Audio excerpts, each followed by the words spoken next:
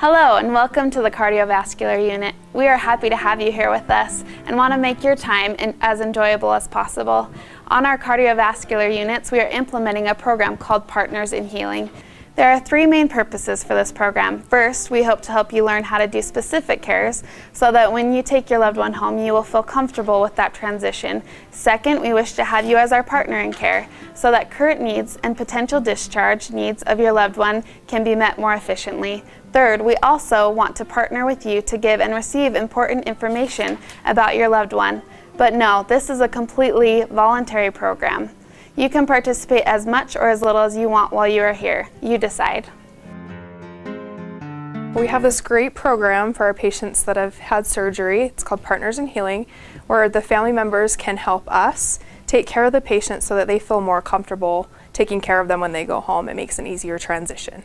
Okay, that sounds great. Sounds like something you'd like to do? Yeah, I think we'd be interested in doing that.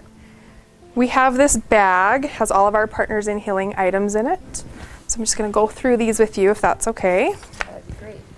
First, we have a badge. It's our Partners in Healing badge so that other staff around the unit know that you're participating in the Partners in Healing program. Okay. And it allows you access into rooms like the dietary room and the supply room so you can grab things like linen and warm blankets. Okay. And then also as a thank you, we have this meal voucher. So you can go downstairs and get something to eat. Thank you. And then in here, also, these are all thank yous. There's a water bottle for you. And then one of those little stress hearts. Oh, thanks. This is our Partners in Healing tracker. We'll tape it right here. Each day has its own column, so write the date at the top. And then this is a sample. It kind of shows you at the end of the day what it'll look like. And the nurse will come and cross these off and put them into the computer. This is our pathway for our surgical patients. It kind of tells you what to expect when. Starts, with before surgery and kind of progresses each day. These are really important. These are our key ingredients for healthy lungs after surgery. This goes over the breathing exercises with the incentive spirometer. Yeah, take big, slow, deep breaths in. Every 2 hours is how often we want you to do your incentive spirometer, deep breathing and coughing. So you want to hold the pillow so that you support your sternum. Yeah. And then I'm going to cough, right? Yes, and hold it while you cough too. Because you want to make sure you hug that pillow real tight when you cough and support that sternal incision. All right, Joe, we want you to get out of bed for all meals, up into the chair. It's really important. Like sit up at the table? Yep, just like you're sitting at the table. And our meals come around 8 a.m., 12 noon, and 5 p.m. And we really don't want you getting out of bed by yourself. We'd prefer that you call us for help if you need it. We don't want you to fall. It's really important. We want you to walk 3 times a day in the halls. You'll walk twice with cardiac rehab, and then we want you to walk once in the evening, either with a family member or with a staff member. We want you to call us for help if you need help getting up or if you need help with any equipment, such as your chest tube, if you have the IV pole. And then also, we'll need to get your walker. These are our sternal precautions. They're precautions that you need to follow for 6 to 12 weeks to help keep that sternum safe and protected so no harm comes to it. You want to keep your arms close to the body, avoid overhead reaching, avoid reaching behind you, avoid pushing or pulling using your arms, no lifting more than 10 pounds, and then of course when you go home, no driving.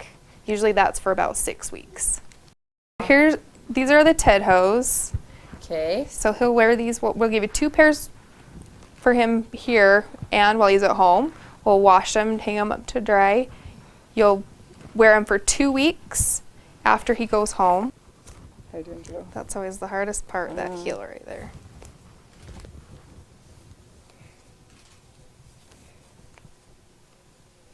Are we good? Yeah. So it's really important to prevent a fall while you're in the hospital and of course on our floor. So these are a few things that I want to go over. If you wear glasses, use a cane or have a walker, you want to use them while you're here, just like you would at home. If you didn't bring them with you, if you could bring those, Laura, that would be great. Yeah, I can go get them. If you've had a fall within the last 3 months, please let your nurse know. And when walking in the hospital, make sure you wear slipper socks or non-skid footwear. If you want to use your own slippers, you can do that, just as long as they have that non-skid on the bottom. For your first time out of bed, please call us by using the nurse call button. You know how to do that, right? Right. Perfect. And then let's see, always follow your nurse's instructions for getting up and down. So if they give you specific instructions, make sure you follow those. If you start walking and you feel like you can't go on, you feel dizzy, lightheaded, short of breath, you need to ask someone right away to get a nurse. And then report any falls to your nurse or to your doctor, okay? We also have a dietary room that I'm going to show you where we have snacks and beverages so that you can get something for him to eat. You have full access to that with your badge. You'll just want to make sure that you talk to the nurse beforehand about dietary restrictions, whether he is on a diabetic diet or a fluid restriction, to make sure we comply with those. I saw in my grandpa's room he had 2 cups, a white one and then a smaller little white one with blue swirls on them. If I'm going to write it on the chart, how many milliliters are in each of those? The white one is 360 milliliters. Okay. And the smaller one that has the blue swirls on it, that one is 240 milliliters. Now, Laura, if you want to, you can help us keep track of his urine output. Okay. Joe, I'm going to have you collect all of your urine in this urinal, and we'll measure it. This is how you measure it. We measure ours in milliliters, or it says cc's up here. That's the bigger number.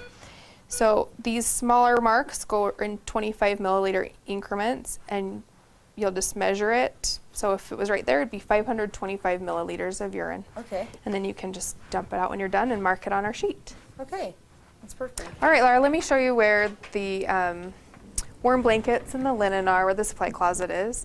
It's right over here. So if Joe decides that he needs a warm blanket or if he needs some towels, you can come in here. That black boxes, that's where you're going to put the survey for the Partners in Healing program. Oh, okay. So when I'm done with it, I just kind of fold it and just put it in here? Right there with any feedback for the Partners in Healing program. Okay, perfect. Any other questions? No, I think that has been great. Thank you so much for showing me everything. You're welcome. Remember, this is a completely voluntary program, and please know that at any time you may choose to take a break from the program. We will only assume you're participating if you are wearing a Partner in Healing badge. If you would like to be an active member of the healthcare team and participate in Partners in Healing, we appreciate your willingness to help us serve your loved one during this time, and we're happy to have you here.